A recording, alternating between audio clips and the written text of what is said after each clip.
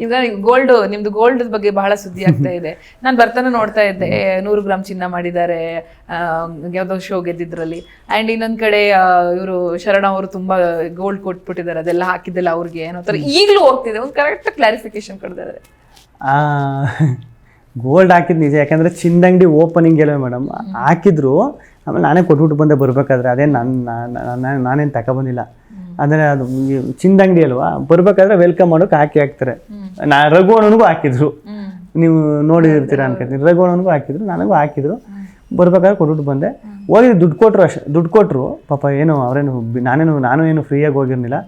Gold ಏನಿಲ್ಲ, gold ಕೊಟ್ಬಿಟ್ಟು ಬಂದೆ. ಓಕೆ, ಎಲ್ಲ ಮಕ್ಕಳು ಇಷ್ಟಪಡುವಂತ ಒಂದು ಸಾಂಗ್ ದೊಡ್ಡವ ಭಾಷೆ ಯಾಕೆ ಇಲ್ಲದ ಹಾಡಬಾರ್ದು ಪ್ಲೀಸ್?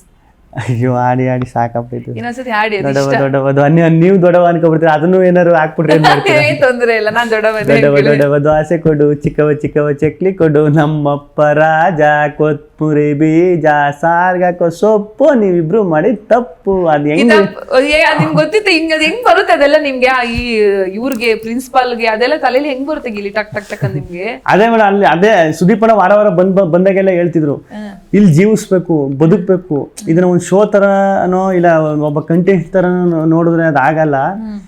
ಅಲ್ಲಿ ಮನೇಲಿ ಜೀವಿಸಿದ್ರು ಮಾತ್ರ ಅದಾಗೋದು ಅಂತ. ಅದು ಜೀವಿಸೋದಕ್ಕೆ ಅನ್ಸುತ್ತೆ ಮೇಡಮ್ ಮೋಸ್ಟ್ಲಿ ಅದೆಲ್ಲ ಆಗಿದ್ದು. ಕಿತಾಪತಿ ಹೆಂಗ್ಸು ಎಲ್ಲರೂ ಕಿತಾಪತಿ ಹೆಂಗ್ಸು ಆಗಿದ್ರು ಎಲ್ಲರಿಗೂ. ತುಂಬಾ ಒಂದೊಂದ್ ಸಣ್ಣದು ಬಹಳ ಖುಷಿ ಕೊಟ್ಟಿದೆ.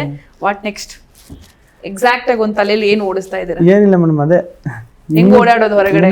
ಬಾಡಿ ಗಾರ್ಡ್ ಏನಾರು ಇಟ್ಕೋತೀರಾ? ಹೆಂಗೆ ಬಾಡಿ ಗಾರ್ಡ್ ಇಟ್ಕೋತೀರ ಮೇಡಮ್? ಮಾಮೂಲಿ. ಯಾವಾಗ ಒಂದು ಸ್ವಲ್ಪ ಜನ ಗೊತ್ತಿದ್ರು, ಇವಾಗ ಜಾಸ್ತಿ ಜನ ಪ್ರೀತಿ ತೋರಿಸ್ತಾರೆ. ಮುಂಚೆಗಿಂತ ಜಾಸ್ತಿ ಜನ ಅಂದರೆ ಅವ್ರು ಹಬ್ಬ ಅಂತ ನಮ್ಮನ್ನು ಏನು ಕೇಳ್ಬೋದು ಮೇಡಮ್? ಒಂದು ಫೋಟೋ ತೆಗೆಸ್ಕೋತಾರೆ, ಬಂದು ಮಾತಾಡ್ತಾರೆ.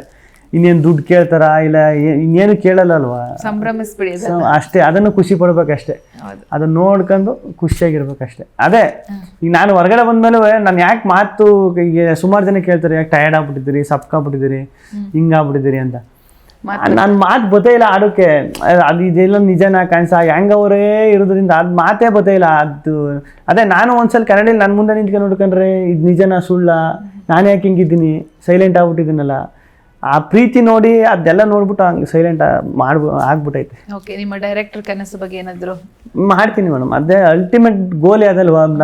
ನೀವು ಫಸ್ಟ್ ಇಂಟರ್ವ್ಯೂ ಒಂದು 4 ವರ್ಷದಿಂದ ಏನೋ ಫಸ್ಟ್ ಇಂಟರ್ವ್ಯೂ ಮಾಡ್ಬೇಕಾದ್ರೂ ಅದೇ ಹೇಳಿದೆ, ಡೈರೆಕ್ಟರ್ ಆಯ್ತೀನಿ, ಇದೆಲ್ಲ ಮಾಡ್ತೀನಿ ಅಂತ. ಇವಾಗಲೂ ಅದೇ ಹಾಗೆ ಆಯ್ತೀನಿ, ಮಾಡೇ ಮಾಡ್ತೀನಿ.